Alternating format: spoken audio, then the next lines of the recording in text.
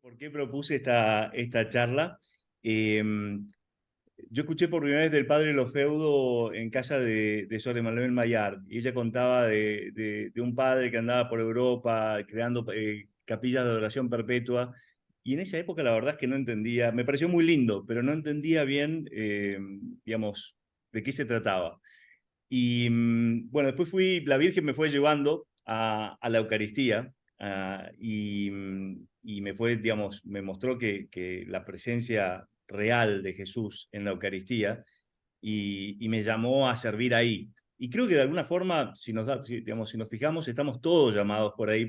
Eh, bueno, y después descubrí que el padre Lofeudo había escrito un libro sobre las apariciones de María, o sea, María, la Eucaristía y los últimos tiempos. Y lo leí y me pareció increíble porque cuando uno veía todas las apariciones era difícil ver lo que en inglés se dice the big picture, digamos, es tipo, ¿qué es lo que está haciendo María? Y, digamos, creo que en ese libro queda muy claro que hay un trabajo de catequesis, un trabajo de evangelización, que aparte conecta con lo que pasa con otros santos. Hoy descubrí, digamos, el sueño de San Juan Bosco, digamos, de la tormenta y la nave, digamos, y cómo, digamos, hay dos pilares, en uno está María y en otro está la Eucaristía, y es cuando el Papa ata la nave, o sea, la iglesia a la Eucaristía, al pilar de la Eucaristía, que la tormenta se calma.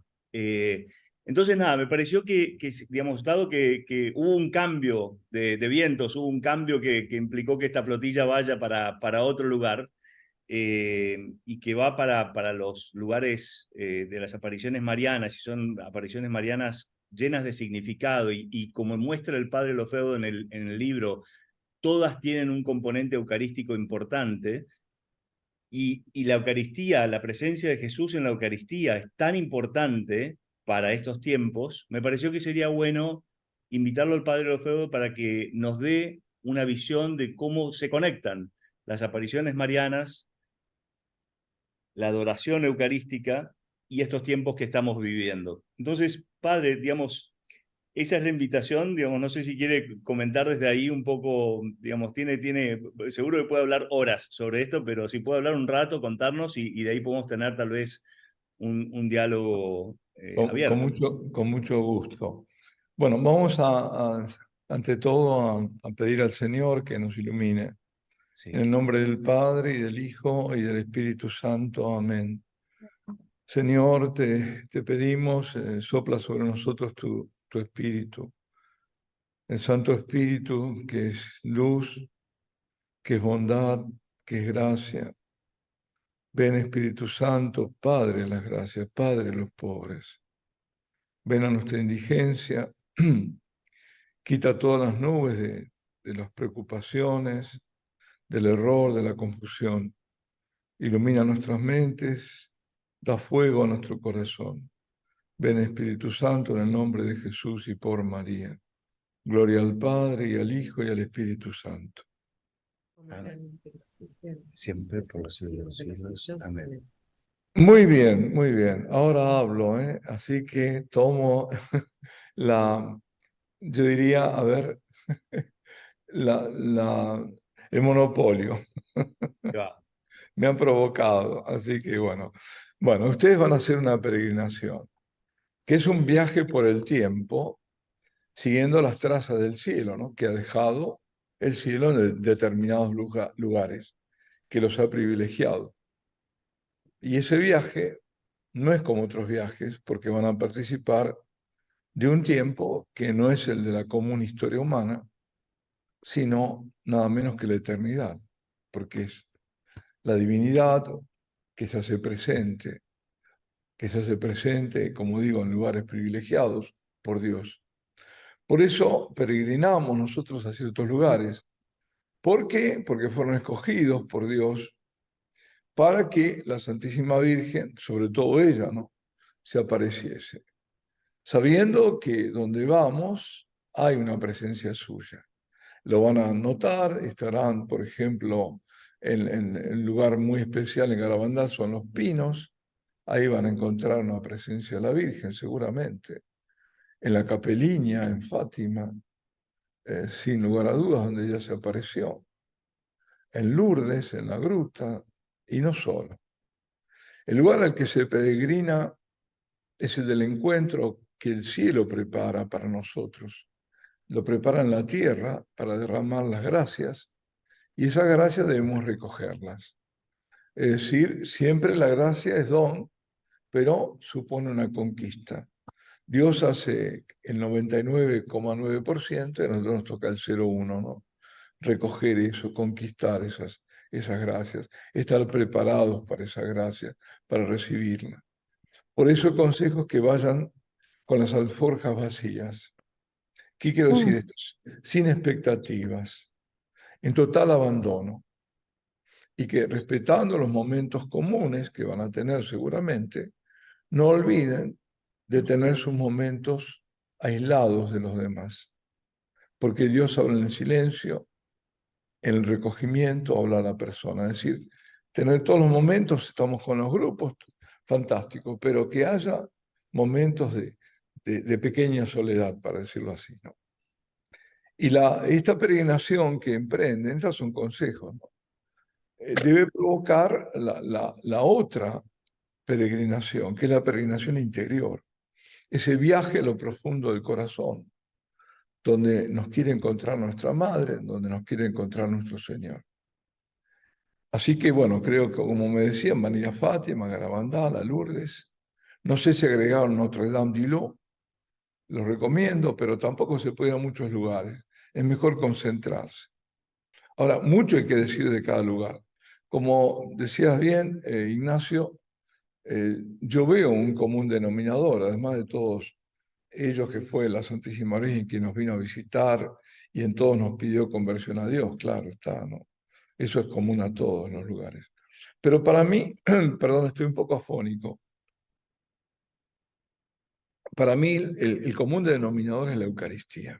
Y empiezo por Fátima. Sabemos que Fátima, ¿qué significa en general? Bueno, oración, penitencia, utersu, cada día, es decir, la tercera parte del rosario, porque eran 3 partes, sacrificio ofrecido a Dios como reparación, intercesión. Eso es parte del núcleo de Fátima, el mensaje de Fátima. Y por supuesto la devoción y la consagración al corazón inmaculado de María, los 5 primeros sábados, y también recordamos la consagración de Rusia, específicamente al corazón inmaculado de María.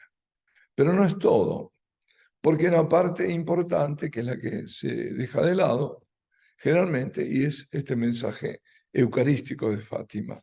¿Y dónde empieza? Empieza,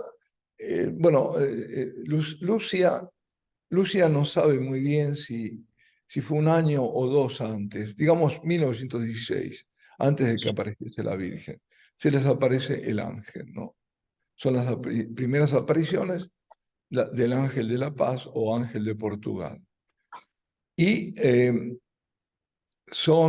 luego después vienen las 6 apariciones en Fátima de la Santísima Virgen en 1917, que concluyen con el 13 de octubre que acabamos de recordar, que es la fecha del milagro del sol, y que, dicho sea de paso, el sol es signo de la Eucaristía. El sol es equiparado como imagen a la Eucaristía, tanto es así que las custodias tienen esos rayos que emergen, ¿no?, del centro, las custodias más tradicionales, y las potencias se llaman también, donde en el centro está el Santísimo Sacramento. ¿Por qué se lo asimila? Porque el sol y la Eucaristía son fuentes de poder y de vida. El sol de vida natural, de orden natural, y la Eucaristía de orden sobrenatural. Bien. Entonces, vamos a la primera aparición del ángel, que les recomiendo ir Luca da Cabezo, que es donde apareció el ángel ahí, ¿no?, a los niños, en la visita a Fátima. No está justo en Fátima, pero no es lejos. Es en el 16, como decía. ¿Y qué le dice a los niños? No tengáis miedo, le dice, yo soy el ángel de la paz, y oren conmigo, ¿no? Y les hace repetir aquello de, oh Dios mío, yo creo, adoro, espero, os amo, y os pido perdón por aquellos que no creen, no os adoran, no esperan ni os aman. Es decir, ahí lo que vemos es muy simple, la oración muy concentrada, pero dice mucho. Ante todo, necesidad de reparación por los pecados por los que Dios es ofendido. Y este es un acto de adoración, de fe, de amor y de esperanza. Por eso dice, yo creo de fe, yo espero de esperanza, yo os amo. Y yo os adoro de adoración. En la segunda aparición del ángel, les inculca el espíritu de sacrificio. Los chicos lo aprendieron muy bien porque son todo tipo de sacrificios, penitencias. Y esto son dos apariciones en esta divina pedagogía que preparan a la tercera, que es el verdadero mensaje eucarístico y trinitario. En la tercera aparición, el ángel lo ven en su mano, tiene en la mano izquierda un cáliz, sobre el cáliz está suspendida una hostia, y él les da la hostia, la sagrada forma, a Lucia, y la sangre del cáliz se lo da a Jacinta y a Francisco, es decir, comulgan, y todos permanecen de rodillas, y le dice, tomad y bebed el cuerpo y la sangre de Jesucristo, horriblemente ultrajado por los hombres ingratos. Reparad sus crímenes y consolad a vuestro Dios. Y vaya si lo entendieron. Realmente Francisco, que se pasaba todo el tiempo que podía ante el sagrario para consolar al Dios oculto. Pues el cielo nos muestra que también nosotros tenemos como ellos que reparar eucarísticamente, porque fijémonos que la reparación es con la Eucaristía. Lo que ofrecemos a Dios, ¿qué es? Es lo más importante que podemos dar. No tenemos nada más grande que el don infinito de la Eucaristía. Y los estamos reparando porque por todos los crímenes, los ultrajes, las ingratitudes, las indiferencias cometidas contra Dios. Y para este tiempo, además, es muy oportuno el gesto que hacen ellos. El cardenal Sará, que fue prefecto para el culto divino, decía que aquella escena del ángel dando la Santa Comunión a los niños nos indica cómo debemos nosotros comulgar con el cuerpo y la sangre de Jesucristo, de rodillas y en la boca.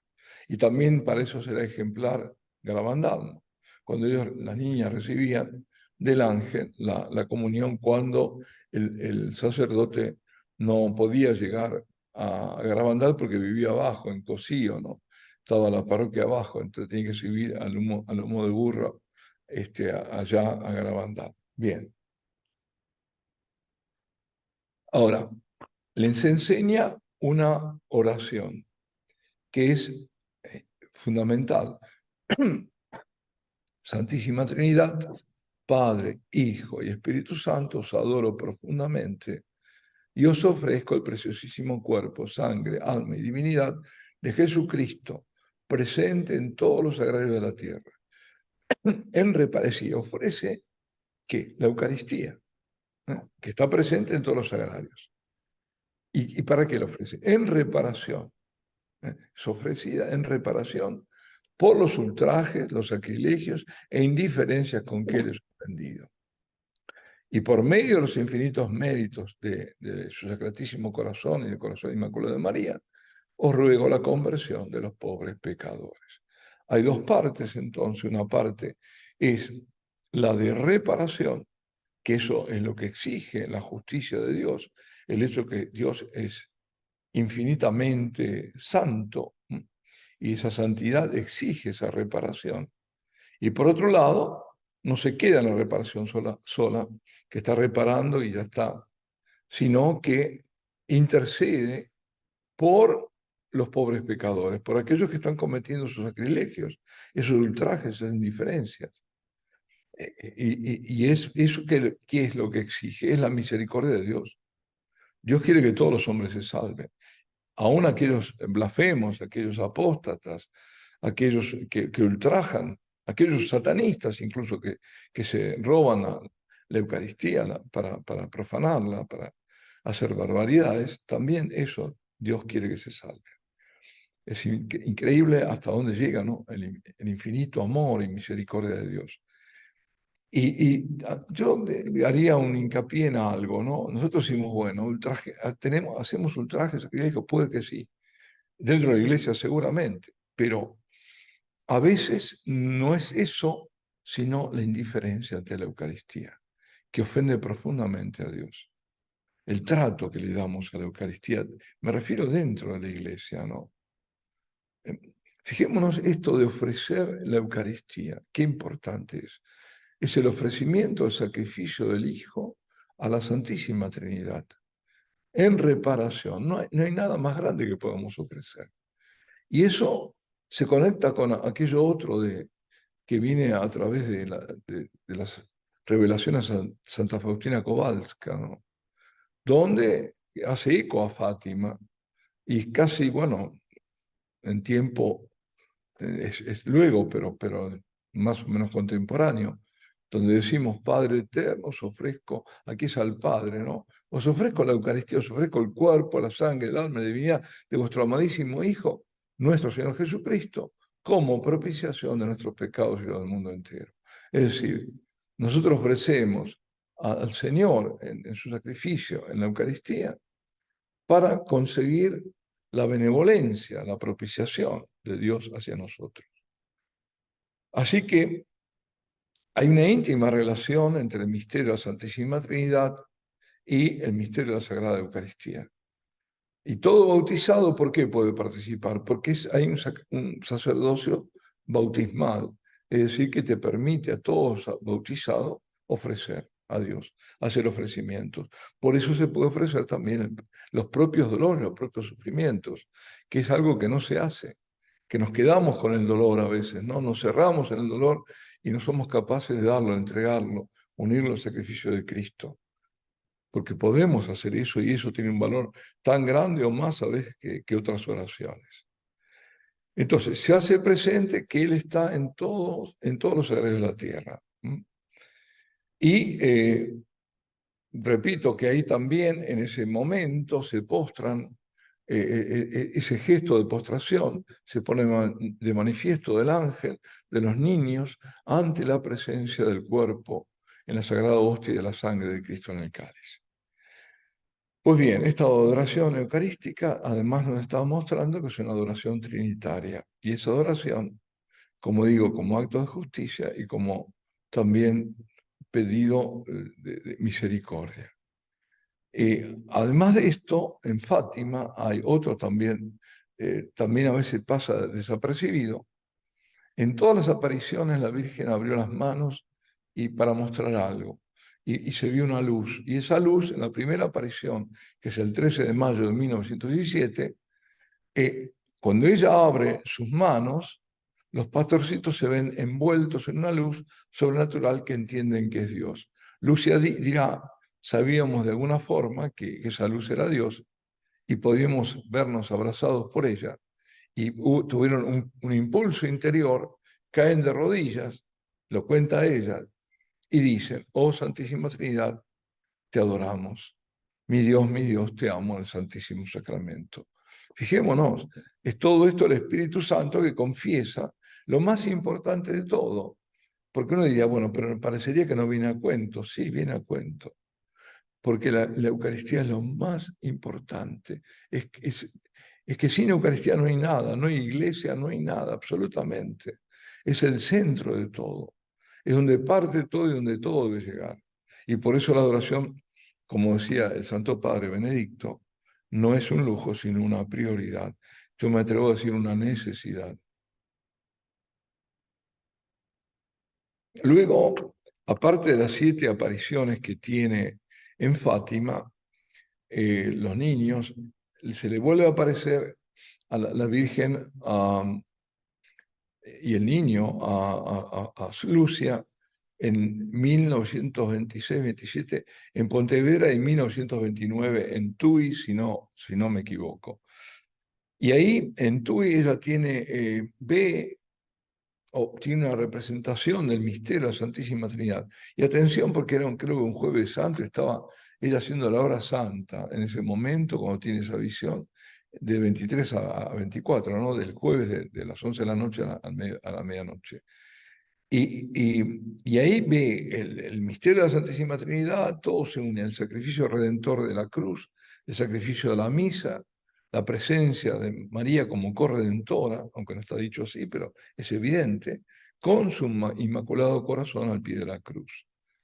Es decir, eso, ella ve, justamente ve la representación de, esto a mí me hacía recordar la representación en Santa María Novella del Masaccio, en Florencia, donde se ve el padre, que es el abandonante, ¿no?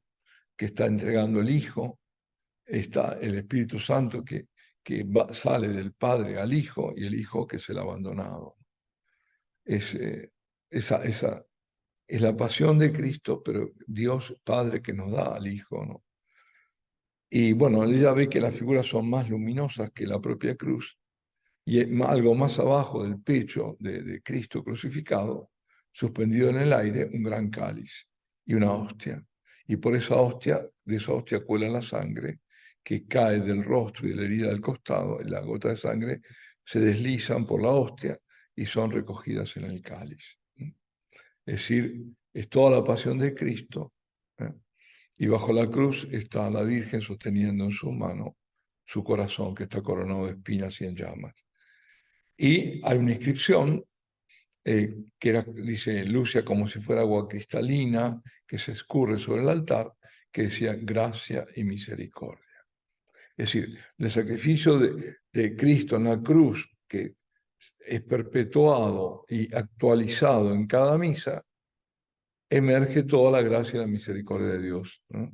Es la fuente de la gracia, la fuente de la misericordia para toda la humanidad. Por eso el demonio lo que quiere justamente es, y lo está logrando, devaluar y banalizar la Eucaristía, pisotearla. Pues bien, la visión además descubre algo más, la presencia del misterio de María en la Santísima Trinidad, en la historia de la salvación. Es la mujer que comparte los sufrimientos del Redentor, de su Hijo, en ese único acto de salvación que es la cruz. Es la cruz del Hijo y es la cruz suya también. Ella también ofrece al Padre el sacrificio de la cruz del Hijo y de su corazón inflamado de amor y coronado de espinas. Y María es instrumento de gracia, es instrumento de misericordia. Nosotros lo sabemos perfectamente bien, tenemos esa experiencia como hijos de la Madre. Yo tengo un plus. El plus es que no solo estoy consagrado a la Santísima Virgen, sino que consagré en el momento de mi ordenación, consagré mi sacerdocio al corazón inmaculado de ella. Así que somos todos de ella, porque somos todos del Señor, queremos ser todos del Señor. Y somos hijos de esas gracias y de esas misericordias, y a la vez tenemos que ser vehículos de esas gracias y de esas misericordias a los demás. Porque María es corredentora, pero todos nosotros estamos llamados a ser corredentores, a participar de la salvación de los demás, a través de nuestras intercesiones, a través del sufrimiento que entreguemos, a través de lo que digamos, de lo que hagamos, del testimonio que demos, cada uno en lo suyo, pero todos estamos llamados a la salvación de otros también. Por eso no hay nada menos, y esto en la peregrinación que les sirva para esto, para la propia santificación, no hay nada menos egoísta que querer ser santo, porque el santo no es santo para él, es santo para Dios, es santo para los demás. Esa salvación que no es una aventura personal, yo me salvo y ya estoy, sino que yo contribuyo con mi vida, con mis actos, con todo a la salvación de otros. Y nada mejor que siguiendo a María, ¿no? Así que la clave de este tiempo, además de apariciones, justamente marianas, como le gustan llamar a muchos teofanías, es el tiempo de gracia y misericordia de Dios que está otorgando al mundo. Y que va a terminar. La misericordia de Dios es infinita, pero el tiempo es finito. Y el tiempo va a terminar. Y estamos ahí, rozando. Por eso han hecho muy bien en no cancelar la peregrinación, porque se canceló, bueno, una posibilidad, pero reubicarla, cambiarle la ruta, pero hacerlo. Dios se revela en Jesucristo como un Padre amoroso, como un Padre misericordioso. Este Padre que recibe el sacrificio del Hijo y que ofrece al hombre ese mismo sacrificio. Por eso, que fijémonos lo tremendo que es vulgarizar, secularizar, denigrar la Santa Misa. Estamos denigrando a Dios, la ofensa a Dios es enorme. Por eso la ira de Dios está siendo contenida, pero porque el castigo va a ser inevitable. ¿Cómo se está tratando dentro de la propia iglesia al sacrificio del Hijo, a la misa? Esa misa por la cual somos justificados y salvados. Y donde ella está presente en forma misteriosa, porque todo el trigo pascual está ahí presente, toda la salvación está presente. María está al pie de la cruz, está ahí. Ella, criatura inmaculada, con sus propios méritos, que surgen de esa obediente, amorosa aceptación del sacrificio de su Hijo y de su propia inmolación, es el que está también en una forma ordenada al Hijo y secundaria, pero inmediatamente unida a Él en esta obra de redención que la sigue continuando a través de estas apariciones, porque es la enviada de Dios. Por estos lugares son tan privilegiados. Fátima, yo acabo de estar ahora en Fátima. Sin querer, no sabía, pues no podía ir, también esto, ¿no? Tenía fiebre, primero fiebre alta, después bajó a 35,2, ni siquiera llegaba a la fiebre normal. Y dije, bueno, aquí era, pues, justamente era el día 11, yo tenía que viajar el 12 de octubre a Fátima y no podía salir, que iba a salir, me sentía mal, cansado, apaleado, de todo. ¿Qué hice? Me fui al Santísimo, me quedé 2 horas ahí, se fue todo, se fue todo. Normal la temperatura, no hubo más. Bueno, y me regaló un trigo, porque fue el 12, Día de Nuestra Señora del Pilar, el 13, Fátima, y el otro fue el sábado, Santa María in Sábato. Justamente estabas diciendo, Ignacio, a propósito de que era el Pilar, bueno, mejor dicho, de esa visión de San Juan Bosco, ¿no? Fíjate que era algo que yo tenía en mi corazón y al final Dios nos lo concedió. Porque la visión que tienen, hay dos columnas, una columna más alta que es la Santísima Eucaristía y una menor que es María Auxiliadora. Y él no es que se ata solo a las dos, se ata a las dos columnas el Papa, ata la barca a las dos columnas, ahí donde se salva y cambia toda la situación. Pues yo decía, en España ya hay una, digamos, advocación que es la Virgen del Pilar, donde la Virgen ya está sobre una columna, ¿no? Que fue la única aparición de ella en su vida mortal, ¿no? O en su vida aquí en la tierra. Y entonces digo, ¿qué falta? Falta la adoración perpetua, es decir, entronizarlo y ponerlo en esa columna.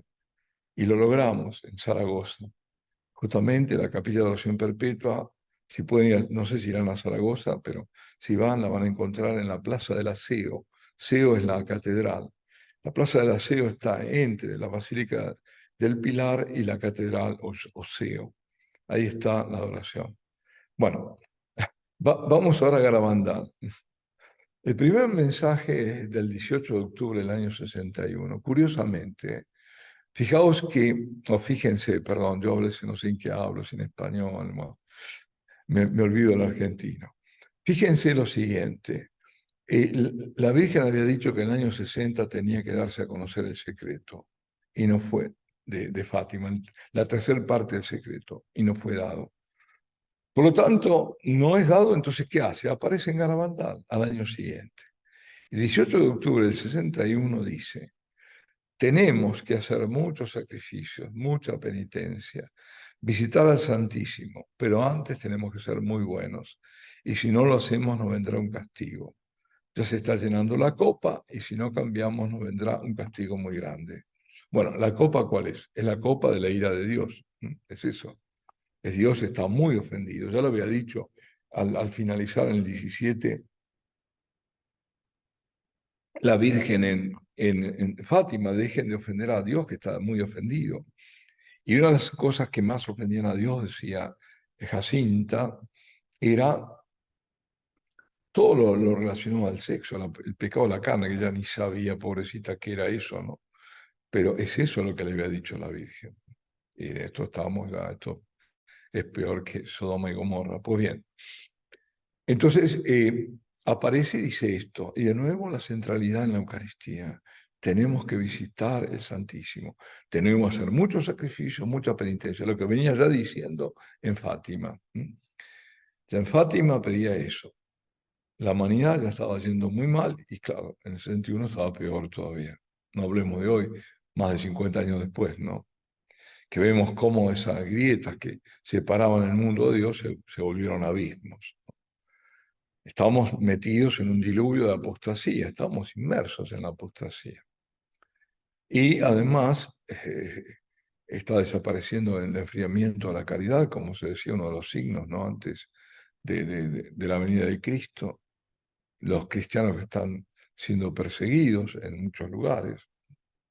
Pues bien, pero la tribulación más grande de la iglesia no viene de afuera, sino de adentro, de los pecados cometidos por ella, por los hombres de iglesia, y donde la apostasía de la fe, los escándalos, tiene un efecto devastador sobre la iglesia. Ya Benedicto reclamaba penitencia, y también lo hacía recordando el tercer secreto de Fátima, al menos tal cual fue revelado. Solo los sacrificios y la penitencia junto a la oración y sobre todo la adoración reparadora van a detener o a mitigar, si no se puede detener, por lo menos mitigar las consecuencias de ese caminar del hombre, de la humanidad y también de gran parte de la iglesia hacia las tinieblas. ¿Qué sacrificio? A veces me preguntan, ¿cuál es la diferencia entre sacrificio y penitencia? Bueno, sacrificio es sacrum facere, es hacer algo sagrado, es hacer algo sagrado ofreciéndolo a Dios. Por ejemplo, el ayuno puede ser un sacrificio. En cuanto nos privamos de algo que es legítimo, como la comida, para ofrecerlo amorosamente al Dios. Hay otras maneras de sacrificar, además del ayuno. La penitencia, en cambio, tiene otra dimensión, es la respuesta al mal que yo cometí u otro cometió, en reconocimiento de ese mal, y como reparación, como resarcimiento de ese mal. En la antigüedad lo vemos, ¿no? El mal que cometían. Nínive, cuando en penitencia se vestían de saco, con bolsas, ¿no? Y se echaban ceniza, etcétera, ¿no? Eso es decir, sacrilegios y penitencias son los movimientos contrarios al hedonismo de la sociedad, que busca solo el placer del individuo, el egoísmo. Por eso sacrificio y penitencia ni se puede hablar, son impronunciables en este mundo. Como tampoco se puede hablar de compromiso, ¿no? No le pidas a la gente compromiso porque dice, no, compromiso, Dios mío. Es lo que yo tengo que luchar con el tema de la adoración perpetua cuando le pido que el compromiso no se puede decir. Bueno, regálense una hora semanalmente. Bueno, perdón porque estoy latoso. Bueno, dice luego visitar al Santísimo. Ahora, esto es muy importante, esa visita al Santísimo. Él está expuesto. Yo voy a visitarlo, yo estoy expuesto a Él. ¿No? Y lo visito para adorarlo, en reconocimiento de que Él está ahí, en que está su gloria oculta, pero es Él. Lo visito para alabarlo, para bendecirlo, para darle gracias por el don infinito de su amor, de estar ahí, de esa cercanía, de ese Dios, nada menos que Dios que se hace hombre y que se abaja y se vacía de sí mismo hasta ser pan, ¿no? Vulnerable, vulnerable. Y también lo visito para pedirle, claro, por mis propias necesidades, por otros, interceder. ¿Cuánto a mí me llegan, bueno, cantidad enorme de tragedias realmente? ¿Cuánto tenemos que pedir por los otros? Y también lo visitamos para reparar, como estamos diciendo, ¿no? La reparación eucarística, por todo lo que se ofende a Dios. En la peregrinación, ahora, paréntesis, excursus, en la peregrinación procuren momentos de adoración. Yo no sé si lo sabrá, pero será como sellar lo que vayan recibiendo a través de la adoración. El que adora abre la puerta de su corazón a Dios y lo hace entrar en su vida. Y adorar es reposar en el Señor. Otros excursus. Recomiendo la lectura, bueno, tener el libro Insinu Iesu, de un monje benedictino, cómo le habla el Señor. Bueno, ahora, ¿qué dice? ¿Visitar al Santísimo nada más? No, la Virgen dice ahí en Garabandal, pero antes tenemos que ser muy buenos. Para mí esto es una prueba de autenticidad del mensaje. No basta con visitarlo. Yo tengo que ser bueno. ¿Eh? ¿Ser bueno qué significa? Bueno, sabemos que es ser bueno. La Virgen no habla de conversión ni nada porque por ahí ni las niñas ni la gente ahí le van a entender. Si hubiera pedido ser santos, muchos se desalientan, uy, santo, yo estoy lejos de la santidad. Pero decir muy bueno, eso sí se entiende, todos lo entienden. En su foro interno sabemos cuando hacemos algo que no está bien. ¿Eh? Sabemos lo que es ser bueno. Entonces, son palabras de gran alcance, sencillas. Es decir, no bastan las penitencias, no bastan los sacrificios, no bastan los actos de devoción si antes no hay un corazón que se deje purificar por Dios, que se esfuerce uno en ser bueno. Eso. Se me está acabando el agua. Y si no lo hacemos, nos vendrá un castigo, dice. Ya se está llenando la copa y si no cambiamos, nos vendrá un castigo muy grande. Atención. Bueno, en ese momento se sabía que la cosa no estaba muy bien, pero no tan mal como el cielo sabía que estaba. Estamos en el inicio de la década del 60. Claro, el modernismo estaba volviendo dentro de la iglesia por las corrientes neomodernistas, y se van a ver cuando se abra el Concilio Vaticano II. Justamente, Garabandal está en paralelo con el concilio, que va del 61 al 65.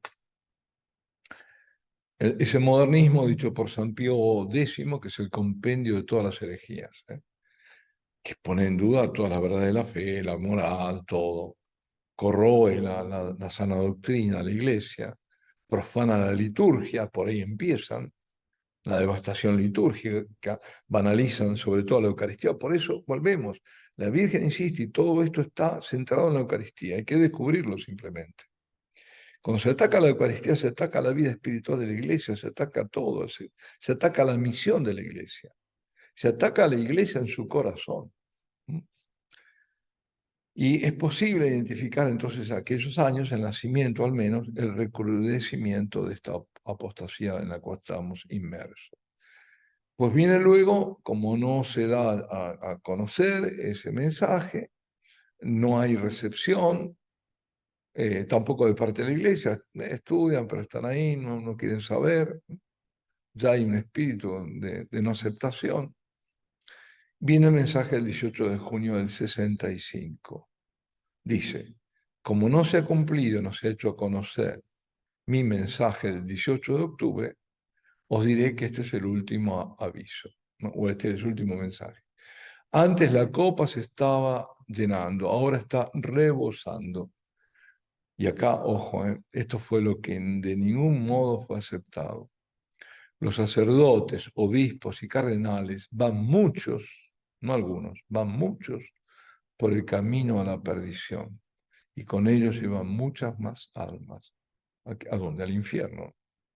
A la Eucaristía se le da cada vez menos importancia. Debemos evitar la ira de Dios con nuestros esfuerzos. Si le pedís perdón con vuestras almas sinceras, Él os perdonará.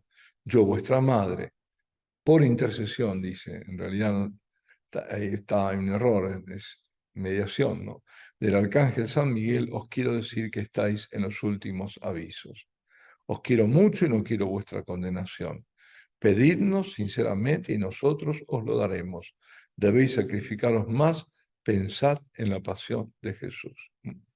Bueno, es decir, como decíamos, antes se estaba llenando, ahora está rebosando la copa. Pasaron 4 años, la cosa está peor. Todo lo que se está introduciendo dentro del Concilio Vaticano II, es decir, subrepticiamente, no es de condenar el concilio, sino ciertas cosas ambiguas se fueron metiendo. Skilbeck lo dirá, nosotros pusimos términos ambiguos que sabemos cómo lo vamos a después a dirimir.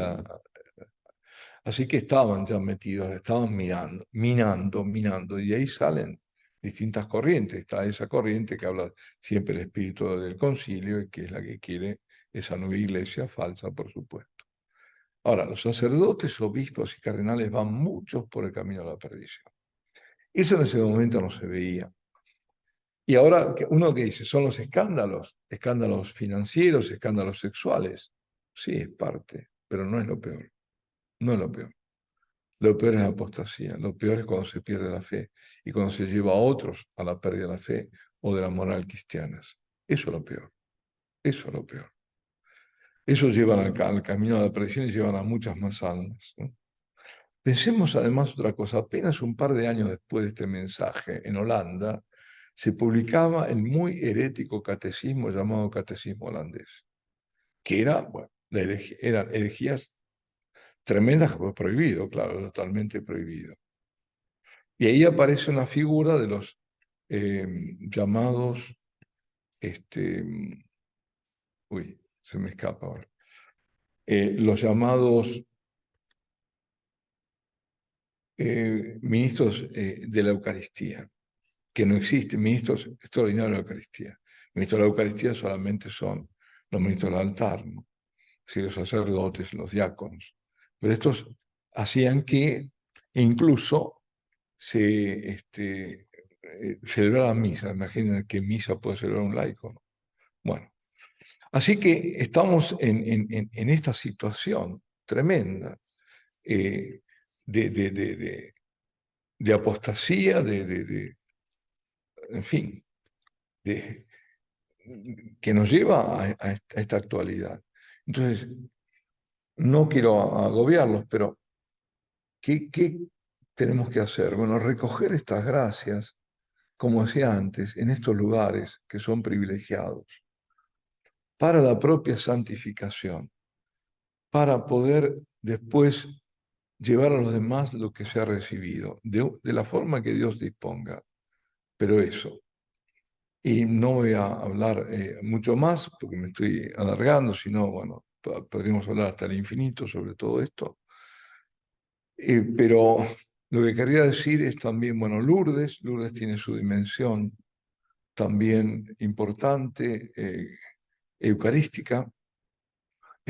Si no recuerdo mal, fue en el año 1888 cuando comenzaron las procesiones eucarísticas y hubo muchas, pero muchas y grandes, ya en la primera procesión eucarística, milagros durante la procesión, no en los baños, sino ahí. Como para decir nuevamente la Virgen, siempre nos lleva a Él. Bueno, como me estoy quedando sin agua y sin voz, paso a ustedes. A ver. La copa se llena, pero el vaso se vacía. Sí, exacto. Muy bueno. Yo quería, digamos, hacer solo una pregunta y después estoy seguro que va a Sí, haber otras personas que tienen otras preguntas. sí. Pero hoy vemos a un sacerdote recorriendo Europa, digamos, abriendo capillas de adoración perpetua con total fervor y escuchamos todas las cosas que usted nos dice. Claramente una vocación mariana fenomenal. Pero hace no tanto tiempo, ahí había un ejecutivo de una empresa petrolera que no tenía mucha fe y llega al Santo Sudario y dice, esto es verdadero. ¿Cómo fue? ¿Cómo llega a esto, padre? ¿Cómo llega a esta convicción de que tiene que dedicar su vida a la adoración eucarística? Mira, fue, bueno, la respuesta a un llamado, ¿no? Y lo que pasa es que eh, hay puntos, ¿no? Hay un punto de inflexión muy fuerte, que es cuando das el paso, ¿no? O cuando te lo hacen dar. Más bien es la gracia la que te impulsa. Y a veces la gracia te impulsa en la medida, en proporción a tus resistencias anteriores, ¿no? Uno se resistió, uno, bueno, no sé, se cometieron errores muy gruesos, ¿no? Porque el principal de todos es vivir alejado de Dios. Yo viví 35 años alejado de Dios, no un día, ¿no? Y eso lo supe por un sacerdote carismático. Era el Señor el que hablaba y dijo 35 años, después hice el cálculo y eran exactos, ¿no?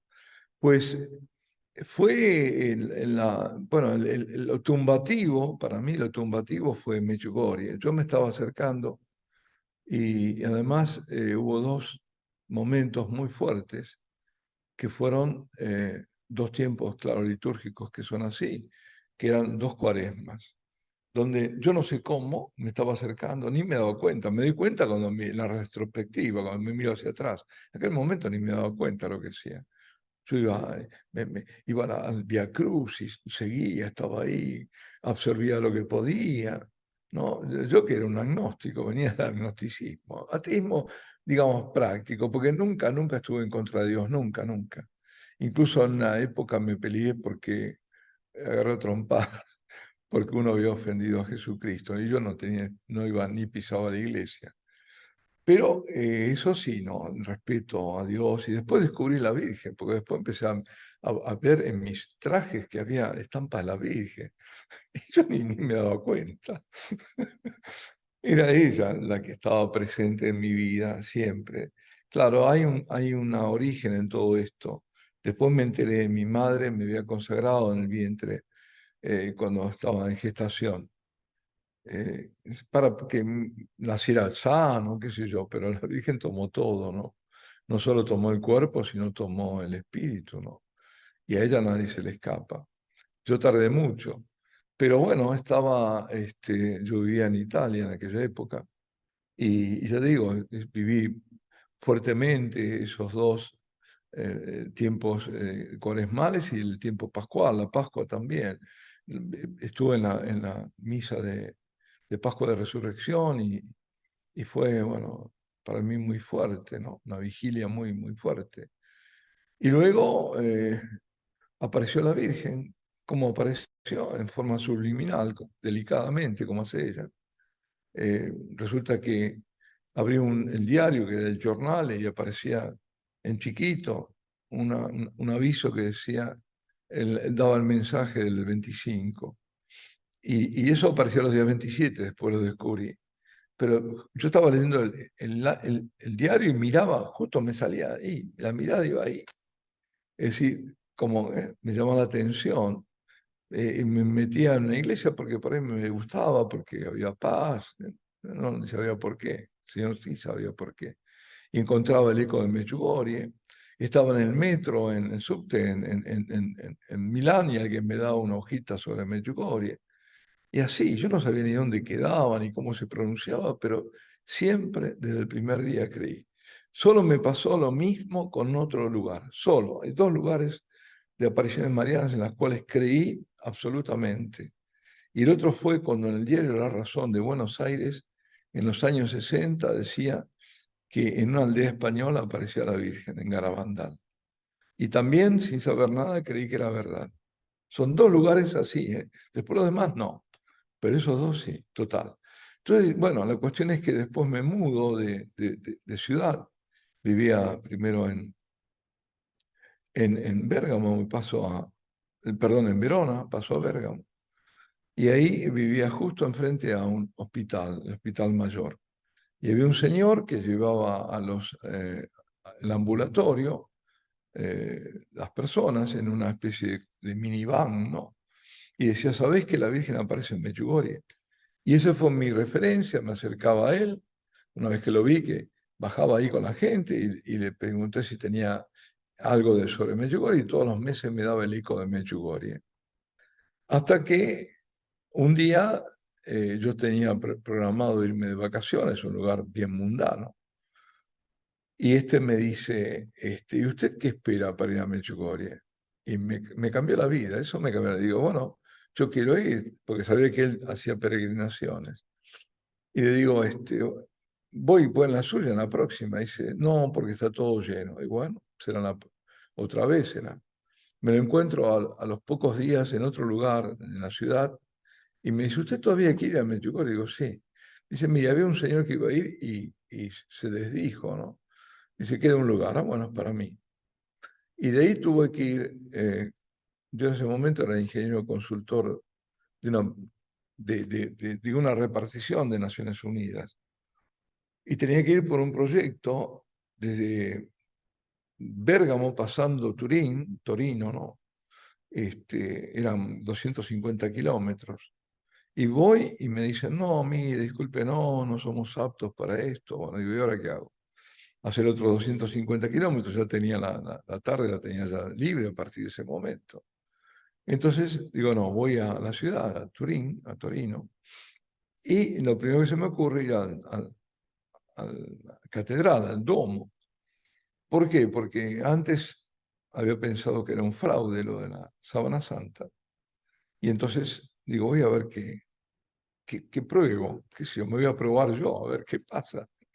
Y estuve ahí y llegó un momento que no había nadie, me quedé ahí, donde en aquel momento estaba la Sábana Santa, por supuesto no había ostensión, no estaba expuesta, pero estaba en un cofre, fue cambiado 2 veces después, hasta el lugar donde está ahora. Y me quedé ahí y pensé, sentí, mejor dicho, que sí, que era verdad todo eso. Y había unas escaleras, bajé las escaleras y me encuentro ahí en la catedral, nadie había solo un sacerdote en el confesionario bueno, en ese momento no me daba cuenta, pero estaba rezando con el breviario. Y digo, uy, eran como las 4 o 5 de la tarde, ¿no? Digo, esta es la mía, ¿no? Bueno, en realidad sentía algo, no palabras, pero como que la Virgen me pedía que tenía que ir con un vestido limpio. Yo no sabía nada de todo vestido limpio, pero me daba cuenta que tenía que ir como es el vestido de nupcia, ¿no? Como dice. Tenía que ir confesado. Y me vino una vergüenza tremenda. Digo, y ahora me dice, yo tengo que repetir bien, no sé qué decir, ¿no? Qué sé yo, la vergüenza de todo, eran muchos años. Y me acercaba y no terminaba de acercarme. Y entonces me iba y tampoco me terminaba de ir, nunca atravesé la puerta. Y así me la pasé yendo y viniendo, no sé cuánto, hasta que al final me habrán empujado, me acerqué y le dije que me iba, bueno, me dijo que me arrodillara, ¿no? Digo, Padre, es toda mi vida. Entonces me agarró del brazo y me llevó a la sacristía. Y ahí dejé 35 años de estar lejos de Dios. Y cuando me dio la absolución, bueno, salió un llanto de lo más profundo que yo no lo esperaba, al menos. Entonces me palmeó, me dijo, no se preocupe, la iglesia está hecha de santos y pecadores. Y lloré más, porque yo no sabía que era iglesia. No me daba cuenta que yo era un bautizado, que yo era iglesia. Y salí a festejar, estaba afuera tomando un vino blanco, cuando me acordé que no me echó la penitencia. Entonces volví a la iglesia y no podía creerlo, pues lo primero que le pregunté es si podía comulgar. Yo tenía un hambre de Eucaristía que yo mismo no conocía. Era el hambre infinito de Dios, ¿no? Infinito. Yo había crecido toda mi vida con un vacío, no sabía que llenaba ese vacío. Porque en momentos que uno diría felicitarios, en momentos de que uno dice, bueno, tenés todo, tenés una buena, qué sé yo, tenés todo. Lo que el mundo dice, que tenés todo, tenés 30 años, tenés esto, aquello. Y yo sentía siempre una angustia. Y decía, pero ¿y por qué? Me acuerdo que haciendo una muy buena carrera, un día estaba en ese momento trabajaba en Brasil. Dejo la oficina, comienzo a caminar y digo, la vida es para esto. Supongamos que llego a la cúspide y después qué, no es para esto. Y no sabía para qué era. Sí, sabía qué no quería, pero no sabía qué quería. ¿Dónde estaba en realidad? Así que ahí fue y a la semana a Medjugorje viajé, que fue una peregrinación tremenda para mí. 1000 kilómetros en un bus, en que el pullman, en que todo el mundo rezaba y cantaba, yo me estallaba la cabeza, porque venían de una realidad totalmente diferente y había una lucha espiritual, claro, el enemigo no te larga sino más, ¿no? Así que fue la lucha siempre la tendremos, ¿eh? Obviamente, no es que después cambió, es diferente, cambian los matices, pero constantemente nos va a estar atacando hasta el final de nuestros días. Pero ahí era muy grande, la presa se le estaba escapando. Y entonces lo que fue tremendo para mí fue la primera aparición. La primera aparición a la que asistí, que eran 4 de agosto, era la noche del 4 de agosto, en el Krishevas, en el Monte de la Cruz, arriba. Y ahí tuve un signo que era especialmente para mí. Tuve dos, pero uno me molestó, me fastidió mucho y me enteré 3 años después. Y el otro no, el otro me volteó, me volteó. Y bueno, lo voy a comentar. El primero era que vi relámpagos como una luz muy fuerte de color verdoso sobre la cruz grande, ¿no?, del Krishna. Era muy fuerte, era como un super flash, ¿no? Como si un reflector estuviera lanzando, ¿no? Y miraba y yo decía, ¿quién es el tonto que está haciendo esto? Pero ¿cómo se les ocurre? Y miraba y no había luz, no había nada, no había fuente, ¿no? Y eso me quedó de fastidio, qué sé yo. De pronto se hace silencio. Estaban hasta ese momento, habían italianos, yo estaba con los italianos y los croatas, no había ningún otro grupo en los años, en la década de los 80, al final. Y de pronto, silencio, digo, bueno, apareció la Virgen. Y yo pretendo verla, ¿no? Yo sabía dónde estaban los videntes y nada, por supuesto no vi nada, ¿no? Pero me di vuelta hacia atrás y hacia atrás había una chica joven, de unos 20 años, calculo, y con los brazos cruzados, en actitud de arrobamiento, la boca abierta, un rostro muy bello, que brillaba, que parecía porcelana, y con los ojos mirando a un punto. Y yo la miraba a ella y digo, está viendo a la Virgen, no me cabe ninguna duda. Y miró, donde ella miraba no veía nada. Me pasé todo, en vez de estar recogido, no, miraba a ella, miraba para allá. Termina la aparición, comienzan los murmullos, comienza de nuevo todo, la vuelvo a mirar. Y era la misma chica, pero discapacitada mental, perdida en su mundo, totalmente perdida en su mundo. Y eso me conmovió hasta las entrañas. Ahí entendí realmente las bienaventuranzas. Bienaventurados los pobres de espíritu, porque de ellos es el reino de los cielos. Bienaventurados los que tienen el corazón puro, porque ellos verán a Dios. Y eso yo bajé del Krishna, no como subí. Y bajé a velocidad incluso, estaba conmovido. Al día siguiente pregunté sobre esa luz que había, nadie había visto nada. Lo pregunté en el momento del desayuno, nadie había visto nada. Y 3 años después, por lo menos 3 años después o más, leyendo un libro que se llamaba Testimonio de sacerdotes sobre Medjugorje, había un sacerdote que contaba que había visto exactamente lo mismo que había visto yo, y que a la mañana siguiente, cuando preguntó, nadie lo había visto, y dijo que le habían dicho que eran los relámpagos, digamos, que ven solo los videntes y que anticipan la venida de la Virgen. Así que un signo para ese momento y otro signo postergado, pero que fue signo también. Y a partir de ahí, bueno, el cambio todo y después el enterarme, último, porque todos los demás se daban cuenta antes que yo, que era llamado al sacerdocio, ¿no? Y ya está. Aquí estoy. Increíble, padre, increíble. Gracias por compartir todo eso, lindísimo. Yo quiero hacer una pregunta, padre. Sí, Digamos, si la Virgen nos está llamando a la Eucaristía y a esa oración de intercesión, qué es lo que tendríamos que considerar, por lo menos, o sea, usted dijo hacer adoración durante el viaje, pero después, ¿cómo podemos contribuir a dar respuesta a ese llamado de la Virgen? bueno, una de las cosas que los invito, ¿no? Es a apuntarse si hay adoración perpetua. Yo sé que, por ejemplo, en el Pilar hay en Buenos Aires adoración perpetua, en San Ignacio, lo sé porque ahí contribuí para que lo hubiera hace años. Y hay otros lugares, no sé qué más, porque no, bueno, hay en el, ¿dónde hay? En Martínez creo que hay, y no sé si en San Isidro, por ahí debe haber adoración perpetua. Y si no, lugares donde haya adoración, pero y sobre todo, si pueden, tomar una hora, es la hora santa de ustedes. Es muy importante. El Señor tiene muy en cuenta esa hora, muy en cuenta. Voy a contar algo. Yo pienso que ninguno de ustedes es supersticioso, o alguno es supersticioso. Bueno, les cuento algo, porque a veces me cuido de contarlo. Y tiene dos partes esto que voy a contar.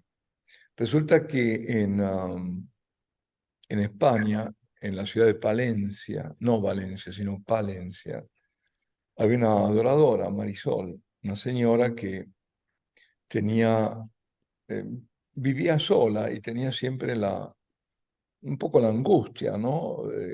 Que si moría nadie iba a saber de ella, de su muerte, se iban a enterar días después, etcétera, ¿no? Y resulta que tenía su hora, pongamos, el martes a las 3 de la tarde. Era a las 3 creo que era, pero no importa. Lo que importa es que tenía su hora, de adoradora en la adoración perpetua de Palencia.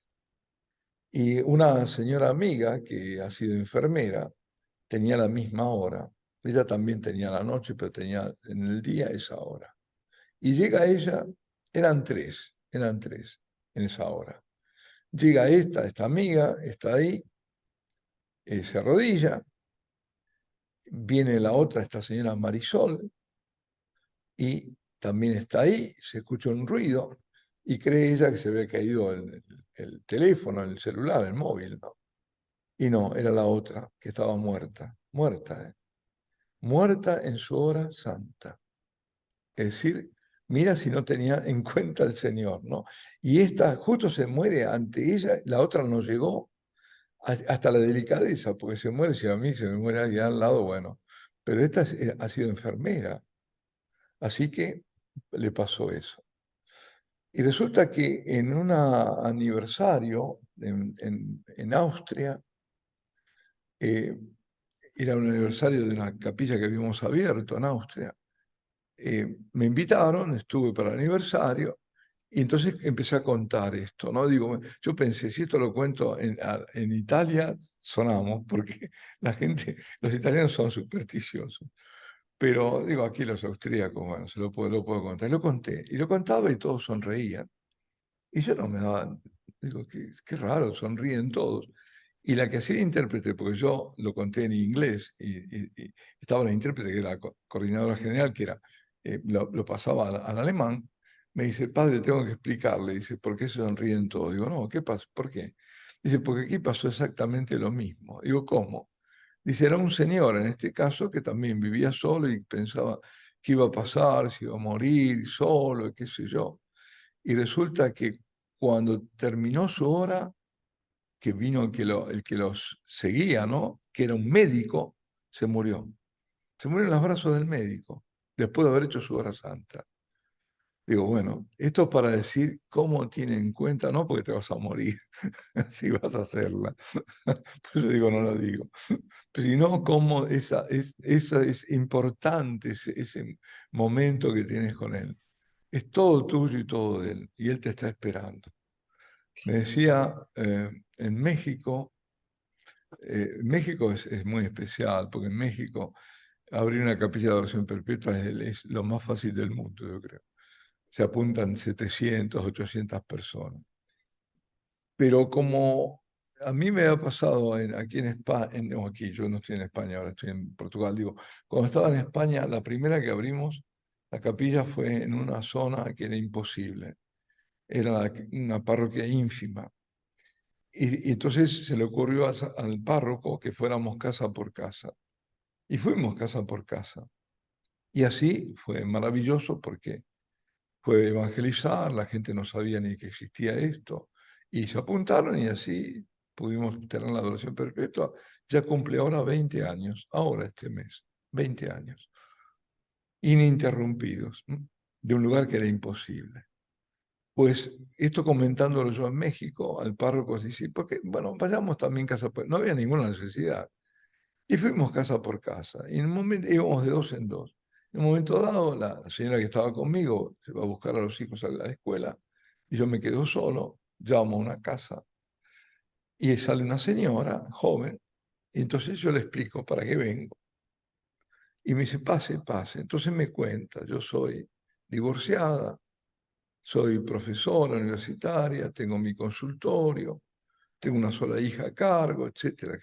Y yo digo, me está dando todas las excusas de por qué no va a tomar una hora, ¿no? Porque no acepta. No, no fue así. Fue todo lo contrario. Me dice, pero pese a todo esto que el Señor sabe cómo es mi vida, yo tomo una hora. Y se apuntó para el domingo, creo que a las 10 de la noche. Iba con su chiquita, que se le dormía, ¿eh? Y estaba ahí y confesaba. Después dijo, yo nunca pude estar una hora. Cuando quería acordar era una hora y media, hora y 20, pero nunca una hora, se me pasaba el tiempo. Y le decía a una coordinadora, dice, me pasa como con mi primer novio, dice, cada vez que tengo que ir a mi hora, cuando está llegando la hora me empieza a latir el corazón fuertemente. Fijémonos, ¿no? A esa persona que estaba lejos, por las circunstancias de la vida, por lo que sea, ese encuentro con él, qué importante. Y si a ella le latía así el corazón, yo estoy seguro que también al Señor. Por eso vuelvo a lo que decía al comienzo, tomar una hora, elegir una hora, tener una hora, ir a un lugar y tener su hora. Después uno va cuando quiere también. Va a las veces que quiere, todos los días, pero tener una hora a la semana. Eso es mi consejo. Y van a ver lo que es. Ahora acabamos de abrir, bueno, yo el 13 de octubre, bueno, la misión terminó. Y yo me vine porque tenía que venir aquí a Portugal, y de paso porque quería pasar el 13 de octubre en Fátima. Y el 13 de octubre fue abierta en el Maresma, que es una zona de Cataluña, por encima, está sobre el mar, por encima de Barcelona. Se abrió en una zona muy difícil, se abrió la adoración perpetua el 13 de octubre. Y hoy me mandó un mensaje el párroco, dice, no te imaginas las cosas que están pasando. Una zona que es fría religiosamente. Dice, cayó un joven que es pastor, que se quiere hacer católico y quiere ser incluso sacerdote católico, un pastor, y que como supo de la adoración perpetua estaba encantado, no lo podía creer, y agarró una hora, ¿no? Estas son las cosas que hace el Señor. Esta es la gracia para este tiempo. Y recomiendo, pero profundamente, es lo que la Virgen está pidiendo. Miren, ustedes han estado algunos en Medjugorje, ¿no? En Medjugorje la Virgen dio el 15 de marzo del año 84, cuando todavía no estaban registrados, yo tenía registrados, algunos empezaron a ser registrados los mensajes a partir del 87, pero el 15 de marzo del 84 dijo, queridos hijos, adoren a mi Hijo en el Santísimo Sacramento sin interrupción, es decir, adoración perpetua. Y cuando ustedes están en adoración, yo estoy también junto a ustedes. La forma más cerca de estar en el corazón inmaculado de María es en adoración. Y quería preguntarle, Padre, si nos puede decir cómo le gusta a Jesús que lo adoremos. ¿Hay algún método en particular que usted nos recomiende de cómo adorar a Jesús? Claro, mira, hay que adorarlo con el corazón abierto y como uno es, no buscar a ver la palabra que voy a decir, cómo lo voy a decir. No, no, ser como somos, decirle además así, abriéndole el corazón, dejándose tocar por él, abandonándose absolutamente. Eh, a veces uno dice, ¿qué tengo que hacer? Mira, deja que él haga en vos. Deja que él haga en vos. Esa es la clave más importante. Después uno puede decirle lo que le venga, ¿no? Decir, te amo, Señor, vine por aquí porque creo que estás ahí, aunque, mira, mi fe es poca, pero aumentada esa fe. Si ya los apóstoles te pidieron que aumenten la fe, cuánto más a mí, ¿no? Y yo te amo, pero yo sé que mi amor no es suficiente. y decirle esas cosas. Los chicos, mira, cuando los ves adorar, son fenomenales, porque son espontáneos. Y nosotros perdimos mucha espontaneidad, muchísima, por la relación social, por qué sé yo, por los respetos humanos, por un montón de cosas. Entonces, hemos dejado de ser espontáneos. Él quiere que nos desnudemos ante Él. Señor, yo vengo aquí con mi pobreza, hoy no tengo nada para decirte, nada, nada, nada. No sé ni por dónde empezar, porque me pasa, a mí me pasa, que a veces me quedo ahí solo, nada. A Santa Catarina de Siena una vez le pregunta al Señor cuál era la oración que más le había gustado. Y le dice, aquella vez que te quedaste sin palabras, sin saber qué decirme. Es que es un encuentro de corazones, ¿no? Él está expuesto y yo estoy expuesto a Él. Pero debo dejarme exponer, no poner pantallas, ¿no? A pretender lo que no soy, ¿no? Simplemente yo soy esto, yo estoy aquí, Señor. Y después sí, hay muchas cosas que uno puede hacer, digamos, bendecir al Señor. Yo, por ejemplo, una de las cosas que aliento a que se haga es agradecer a Dios. No somos lo suficientemente agradecidos. ¿Y por qué no hacer esta experiencia, ¿no? Personal de decir, bueno, voy a agradecerle por todos los beneficios y empezar a recordar. Fíjate que la palabra recordar, la etimología de recordar no es rememorar, no es pasar por la memoria, es pasar por el corazón. Recordis, volver a pasar por el corazón. Todos los beneficios que Dios me ha dado. La vida, mis padres, mis hermanos, los hijos, los parientes, los amigos, este día, los días que viví, mi infancia. Esto es tanto, tanto, tanto. Una vez a mí lo hice, no me bastó la hora. Porque además te vas quedando, ¿no? Te vas quedando, no es que lo vas nombrando nada más, sino que te acordás, que recordás ese momento, el beneficio de Dios y te quedas ahí como petrificado en ese momento. Yo eso creo que es lo que te podría decir, ¿no? Porque no es cuestión de métodos, no es cuestión de nada. Están lo que dicen, hay que hacer 5 minutos a 5. No, eso no. Estos 5 minutos de esto, estos 5 minutos de aquí. No, para llenar la hora. Por ahí la lleno la hora sin decir nada, estando ahí mirándolo, contemplándolo. Como aquello, ¿no? De Santa Teresa, mírale, mírale que te mira, ¿no? Es eso, mirar de Dios es amar, dejarme abrazar. Yo me acuerdo cuando el Papa, este gran teólogo, el Papa Ratzinger, el Papa Benedicto, los niños le preguntan, ¿qué es adorar? Y claro, todo un teólogo a unos niños, le dijo dejarse abrazar por Dios. Voy ahí a dejarme abrazar por Dios. Podríamos terminar con una oración para que todos nos encontremos en este viaje con Jesús en la Eucaristía. Sí, por supuesto. En el nombre del Padre, y del Hijo, y del Espíritu Santo. Amén. Amén. Señor, te presento a todos estos hijos tuyos que van a peregrinar, a buscarte en esos lugares que tú has privilegiado y a buscar estos hitos de santificación para ellos.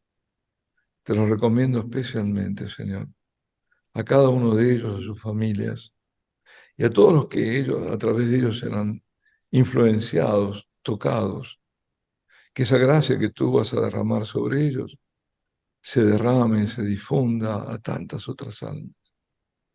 Que cada uno de ellos sea también en esta obra de corredención una pieza importante.